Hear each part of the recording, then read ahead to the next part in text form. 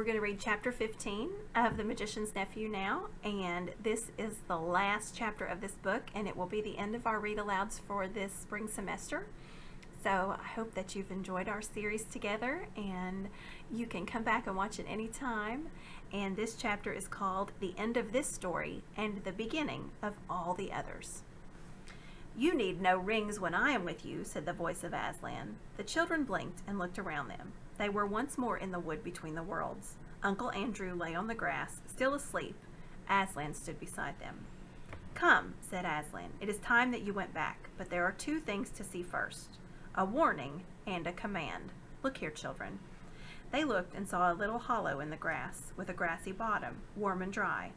"When you were last here," said Aslan, "that hollow was a pool, and when you jumped into it you came to the world where a dying sun shone over the ruin of Charn.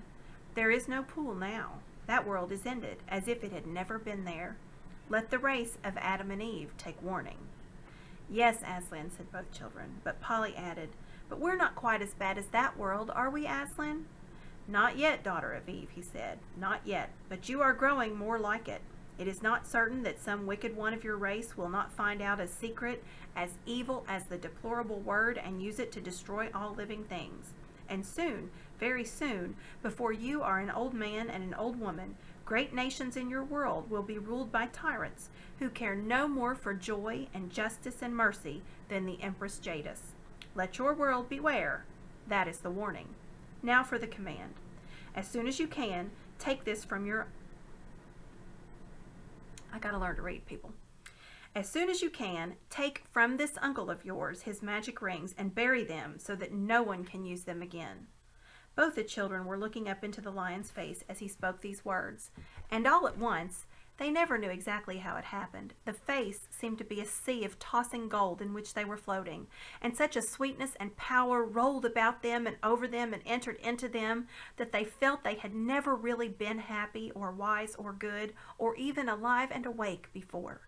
And the memory of that moment stayed with them always, so that as long as they both lived, if ever they were sad or afraid or angry, the thought of all that golden goodness and the feeling that it was still there, quite close, just around a corner or just behind some door, would come back and make them sure, deep down inside, that all was well. Next minute, all three of them, Uncle Andrew now awake, came tumbling into the noise, heat, and hot smells of London. They were on the pavement outside the Ketterleys' front door, and except that the witch, the horse, and the cabby were gone, everything was exactly as they had left it. There was the lamp post with one arm missing, there was the wreck of the hansom cab, and there was the crowd. Everyone was still talking, and people were kneeling beside the damaged policeman saying things like, "He's coming round," or "How do you feel now, old chap?" or "The ambulance will be here in a jiffy." "Great Scott," thought Diggory, "I think the whole adventure's taken no time at all." Most people were wildly looking around for Jadis and the horse. No one took any notice of the children, for no one had seen them go or noticed them coming back. As for Uncle Andrew, between the state of his clothes and the honey on his face, he would not have been recognized by anyone.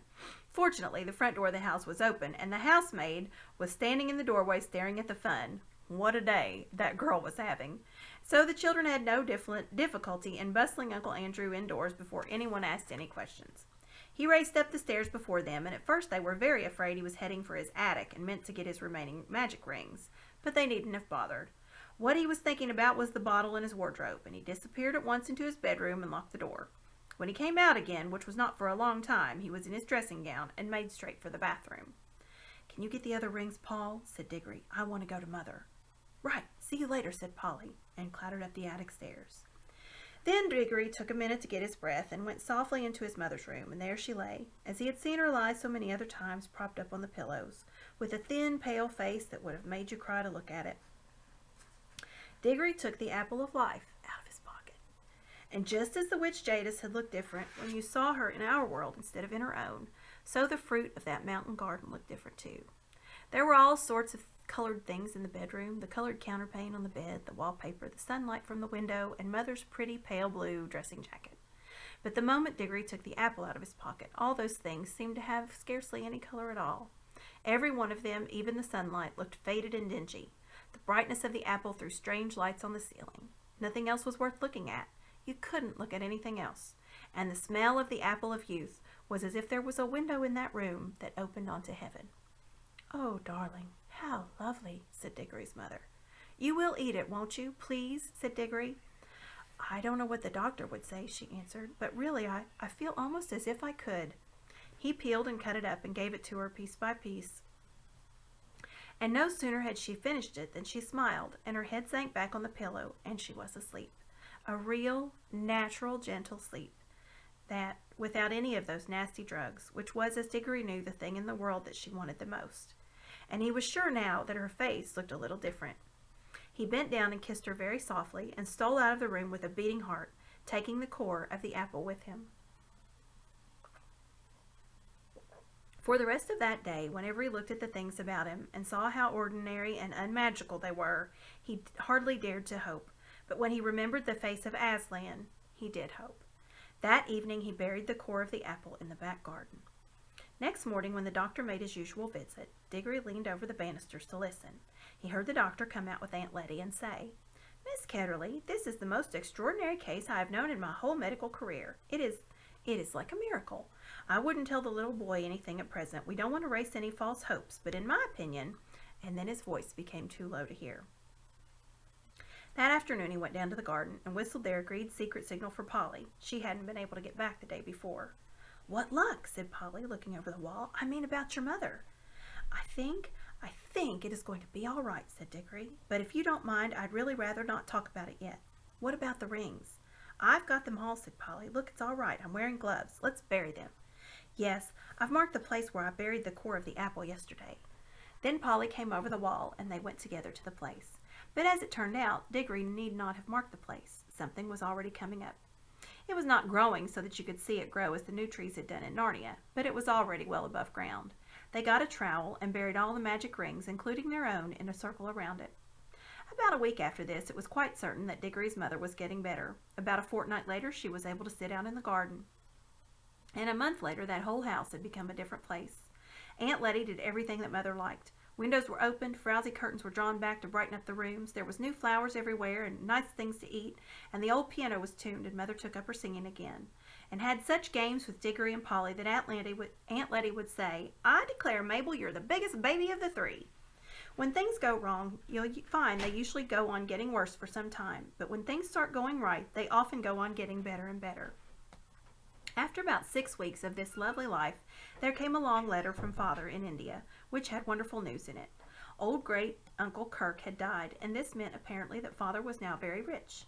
He was going to retire and come home from India forever and ever, and the great big house in the country, which Diggory had heard of all his life and never seen, would now be their home. The big house with all the suits of armor, the stables, the kennels, the river, the park, the hothouses, the vineries, the woods, and the mountains behind it, so that Diggory felt just as sure as you that they were all going to live happily ever after. But perhaps you would like to know just one or two things more. Polly and Diggory were always great friends, and she came nearly every holidays to stay with them at their beautiful house in the country, and that was where she learned to ride and swim and milk and bake and climb.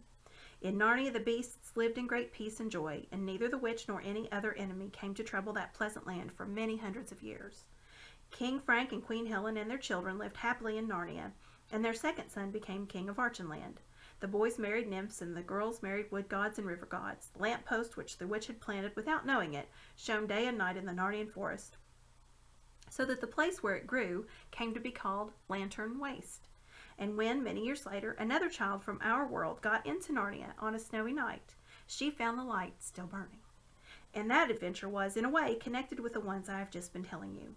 It was like this. The tree which sprang from the core of the apple that Diggory planted in the back garden lived and grew into a fine tree. Growing in the soil of our world, far out of the sound of Aslan's voice and far from the young air of Narnia, it did not bear apples that would revive a dying woman as Diggory's mother had been revived. Though it did bear apples more beautiful than any others in England, and they were extremely good for you, though not fully magical. But inside itself, in the very sap of it, the tree, so to speak, never forgot that other tree in Narnia to which it belonged. Sometimes it would move mysteriously when there was no wind blowing. I think this was when there happened to be high winds in Narnia, and the English tree quivered because at that moment the Narnia tree was rocking and swaying in a strong southwestern gale. However that might be, it was proved later that there was still magic in its wood. For when Diggory was quite middle-aged, and he was a famous learned man, a professor, and a great traveller by that time, and the Ketterleys' old house belonged to him, there was a great storm all over the south of England, which blew the tree down. He couldn't bear to have it simply chopped up for firewood, so he had part of the timber made into a wardrobe, which he put in his house in the country. And though he himself did not discover the magic properties of that wardrobe, someone else did. And that was the beginning of all the comings and goings between Narnia and our world, which you've read about in other books. When Diggory and his people went to live in that big country house, they took Uncle Andrew to live with them. For Diggory's father said, "We must try to keep the old fellow out of mischief, and it isn't fair that poor Aunt Letty should have him always on her hands." Uncle Andrew never tried any magic again as long as he lived. He had learned his lesson, and in his old age he became a nicer and less selfish old man than he had ever been before. But he always liked to tell visitors alone in the billiard room, but he always liked to get visitors alone in the billiard room and tell them stories about a mysterious lady, a foreign royalty, with whom he had driven around London. "A devilish temper she had," he would say, "but she was a fine woman, sir, a fine woman."